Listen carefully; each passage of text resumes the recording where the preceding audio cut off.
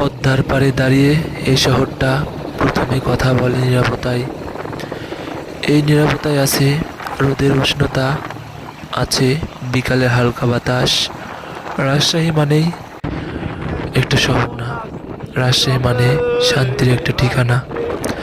এইখানে সকাল শুরু হয় পাখির ডাকে, আর সন্ধ্যা নামে পদ্মার জলে রং ছড়িয়ে।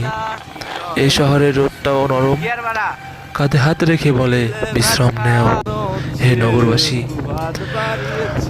আমাদের রাজশাহী বিশ্ববিদ্যালয়ের ছায়ায় জন্ম নেয় হাজারো স্বপ্ন, জ্ঞান আর মানবিকতার নীরব চাষ হয় এই রাজশাহী শহরে। এই শহর বড় হতে শেখায় না, ভালো মানুষ হতেও শেখায়। অহংকার কম, আত্মসম্মান বেশি। রাজশাহী এমন একটা জায়গা যাকে একবার বুঝে নিলে মন বারবার ফিরে আসতে চায়।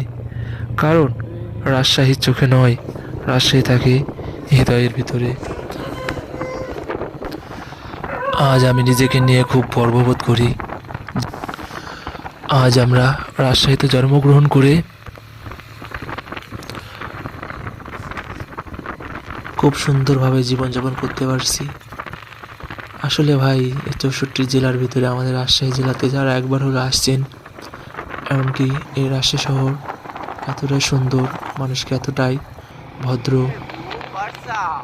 মানে কি বলবো, সব দিক দিয়ে পারফেক্ট আমাদের রাজশাহী শহরটা।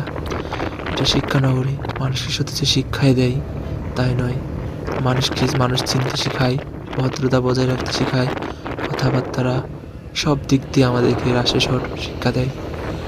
এই রাজশাহী শহর শুধু একটা শহর নয়, এটা একটু অনুপ্রেরণার শহর। রাজশাহীবাসী, নগরবাসী যেগুলো আছে, সবারই সুস্থতা কামনা করে আজকের মতো ভিডিও শেষ করলাম। সকলে ভালো থাকবেন। আসসালামু আলাইকুম।